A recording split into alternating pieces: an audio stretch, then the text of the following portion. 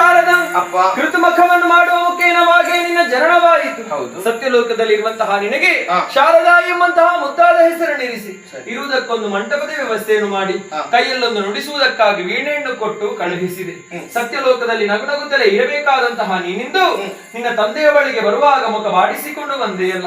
ದುಗುಡಭವ ನೀರಜಮುಖಿ ಯಾಕೀಗ ಬದಲಾವಣೆ? ಅಪ್ಪ ಜನಿಸಿದರಿಗೆ ಉದ್ಯೋಗ ಭೂಷಣವು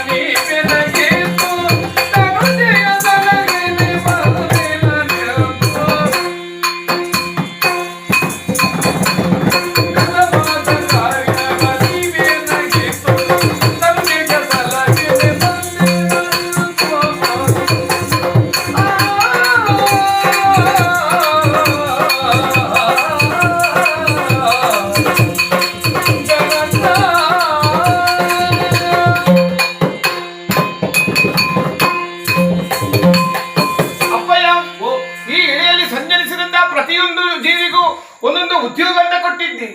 ಅಷ್ಟೇ ಅಲ್ಲ, ಒಂದು ವಿದ್ಯೆಯನ್ನು ದಯಪಾಲಿಸಿದ್ದೀರಿ. ವಿದ್ಯೆ ವಿರಿಯುವಂತಹ ಮುಖವು ಮುತ್ತು ಬರುವಂತಿಕ್ಕು, ವಿದ್ಯೆ ಇಲ್ಲದವನ ಮುಖವು ಹಾಳೂರ ಹತ್ತಿನಂತಿಕ್ಕು. ಹಾಗಾಗಿ ನನಗೊಂದು ಕೈಯಲ್ಲೊಂದು ವೀಣೆ ಕುಳಿತುಕೊಳ್ಳೋದಕ್ಕೆ ಶಾರದ ಮಂಟಪ ಕೊಟ್ಟರೆ ಸಾಕಾಗ್ತದ. ಏನಾದ್ರೂ ಒಂದು ಉದ್ಯೋಗ ಬೇಕಪ್ಪ. ಸನ್ಮತದಿಂದಲೇ ನುಡಿದೆಯೋ ಶಾರದೆ, ಖಂಡಿತವಾಗಿಯೂ ನಿನ್ನ ಪಾಲಿಗೆ ಉದ್ಯೋಗವನ್ನು ನೀಡುತ್ತೇನೆ. ಏನು ಅಂತಿಂತಹ ಉದ್ಯೋಗವಲ್ಲ, ಮುಂದಕ್ಕೆ ಪ್ರಪಂಚದಲ್ಲಿರುವಂತಹ ಮಾನವನೋರ್ವ ವಿದ್ಯೆಯನ್ನು ಕಲಿಯುವುದಕ್ಕಿಂತ ಮುಂಚಿತವಾಗಿಯೂ ಶಾರದಾದೇವಿಯನ್ನು ಭಕ್ತಿಯಿಂದಲೇ ಪ್ರಾರ್ಥಿಸಿಕೊಳ್ಳಲಿ. ಯಾವಾತ ನಿನ್ನನ್ನು ಪೂಜಿಸುತ್ತಾನೋ ಅವರ ನಾಲಿಗೆಯಲ್ಲಿ ಕುಳಿತು ಸದಾ ನೀನು ಅವರನ್ನು ಪೊರಿತಾ ಬಾ. ವಿದ್ಯಾದಿ ದೇವತೆಯಾಗಿ ಮೇರೆ ಮಗಳೇ ಶಾರದ ಕೃತಮಖವನ್ನು ಮಾಡುವ ಮುಖೇನವಾಗಿ ನಿನ್ನ ಜನನವಾಯಿತು. ಸತ್ಯಲೋಕದಲ್ಲಿರುವಂತಹ ನಿನಗೆ ಶಾರದಾ ಎಂಬಂತಹ ಮುದ್ದಾದ ಹೆಸರನ್ನಿರಿಸಿ ಇರುವುದಕ್ಕೊಂದು ಮಂಟಪದ ವ್ಯವಸ್ಥೆಯನ್ನು ಮಾಡಿ ಕೈಯಲ್ಲೊಂದು ನುಡಿಸುವುದಕ್ಕಾಗಿ ವೀಣೆಯನ್ನು ಕೊಟ್ಟು ಕಳುಹಿಸಿದೆ. ಸತ್ಯಲೋಕದಲ್ಲಿ ನಗುನಗುತ್ತಲೇ ಇರಬೇಕಾದಂತಹ ನೀನಿಂದು ನಿನ್ನ ತಂದೆಯ ಬಳಿಗೆ ಬರುವಾಗ ಮುಖ ಬಾಡಿಸಿಕೊಂಡು ಬಂದೆಯಲ್ಲ. ದುಗುಡಭವ ನೀರಜಮುಖಿ ಯಾಕೀಗ ಬದಲಾವಣೆ? ಅಪ್ಪ ಜನಿಸಿದರಿಗೆ ಉದ್ಯೋಗ ಭೂಷಣವು